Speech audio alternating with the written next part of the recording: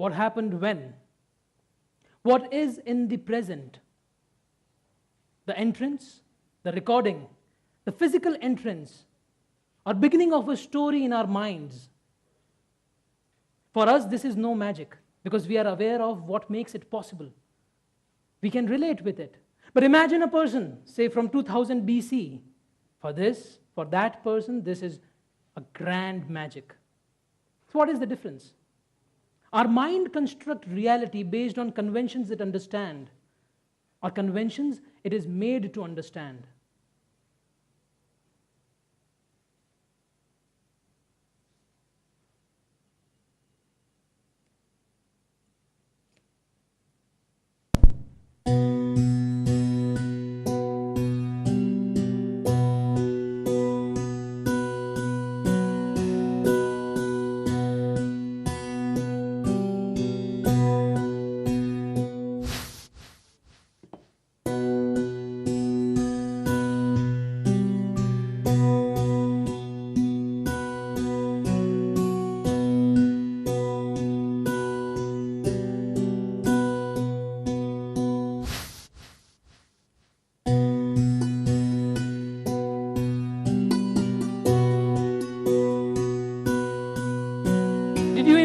Something?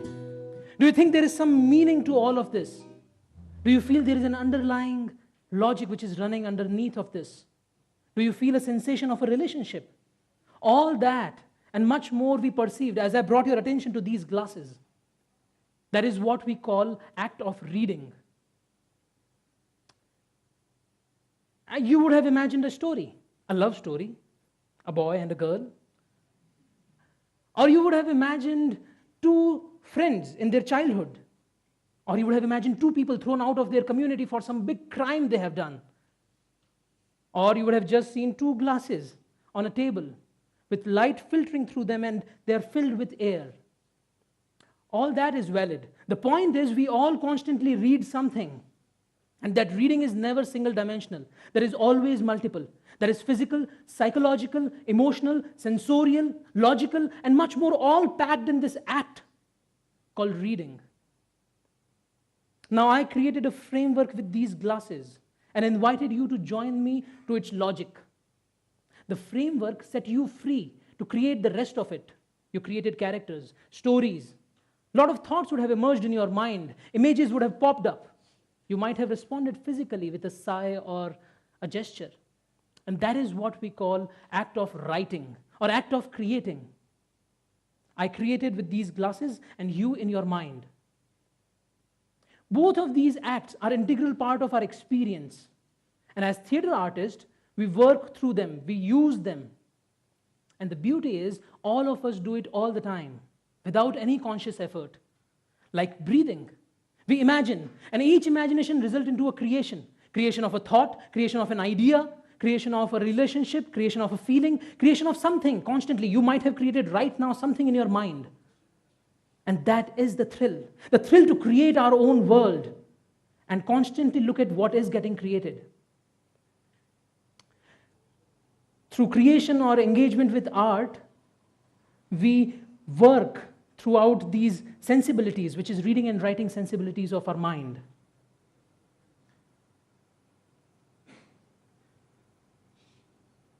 So we can always achieve these states, irrespective of engaging with art or not, because art is all around us. Every part of our life has art.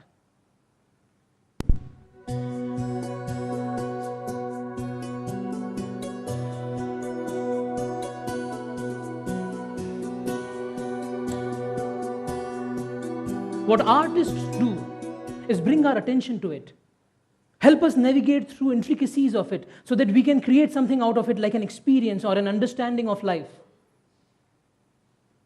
This role of art is most important to me as artist, where art let the audience free their imagination and other things like argument, debate, meaning, stories follow it. Now I would like to bring your attention to this. A mobile phone, an important gadget in our today's life. This is very, very influential. And why is it influential? If you think about it, somehow it is symbolic to our current multicultural, globalized, hyper-connected society. Parts of it were created or brought together in different regions of the world. It is developed by people of different cultural backgrounds.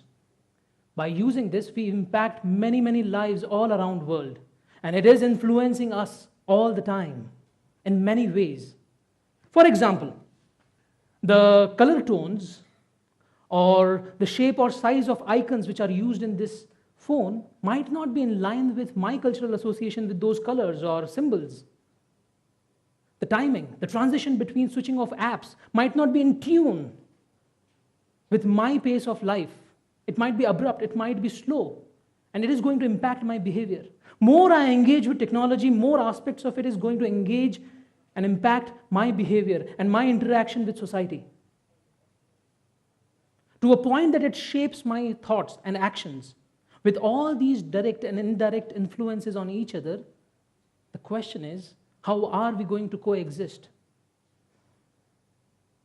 Now, for any two people to coexist, and then let's scale it to larger global society, they need to know each other's stories. So the way we are going to formulate these stories, the way we are going to engage with these stories needs to be considered very carefully. Because I really want to tell you something from my point of view. I would like you to understand this, get the same perspective, instead of looking at it from different point of views. And that brings me to two most important things about hyperconnectivity. And with this hyperconnectivity, we are anyway sending out so many messages out in the world with access of creation to every one of us. So the two important points which I want to highlight, one is that our access to reality is getting limited to fewer mediums. And two, we really need to articulate our information with more artistic sensibility. Now let's take it one by one. With increase in our access to reality through technology, we are shifting to fewer mediums, which will impact our enrichment of our ability to read the world in more complex way. And hence there is a need to translate everything to my medium, or to simplify it. Simplify as good and bad, simplify as you and me, simplify as they are like that and we are like this, and many more things. And that is going to only increase the friction. One of the ways we can handle this is by creating a culture where each individual is driven towards expanding and bringing flexibility to this extended idea of reading and writing through art, through interaction, through travel, or through any experiential medium. Now, with respect to my second point regarding articulation, from theater, what we understand is that I don't only connect with everything through information about it, from aesthetic, from artistic point of view. That is how I connect with something, even if I don't know any information about it. The form, we need a form, a shape, a container to receive any kind of content. A sentence framed in a language acquires a form. A piece of music composed acquires a different form. The form helps us navigate through reality of a world.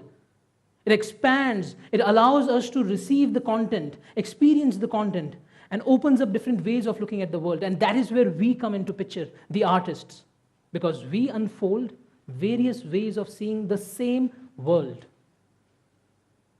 So as artist point of view, from artists' understanding of this context of hyperconnectivity, what I believe is we really need to look at content as well as form in such a way that we create enough space for audience to read the work, read its forces and logics, read its politics and personal, its familiarity and alienation, in real space and time, in an event called theater, so that when they leave the theater, they are transformed, not in the direction what artists wanted them to be, but through personal act of reading and writing while encountering the work.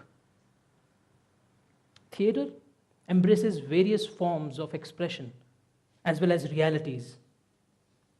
As artists, we should continue to keep discovering newer ways of expression and relook at the existing ones so that they become relevant and reflecting of our current times. We need to prioritize art which allows breathing and creating space for audience.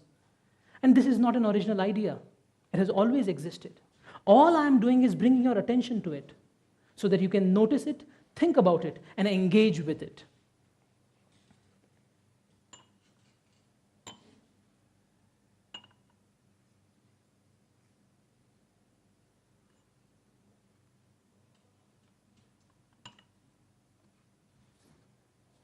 When I say theater of our hyper-connected reality, I define theater as a space where an articulated work exists for a specified length of time.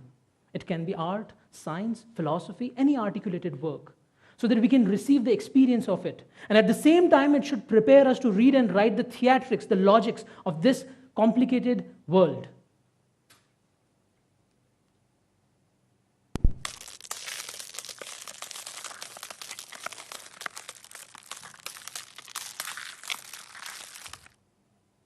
As a last note, I would like to bring your attention to the point that we are creating a fragile world. Our engagement with art is a necessary space for us to dive into, to immerse into, to discover and rediscover the experience of what it is to be human. Thank you.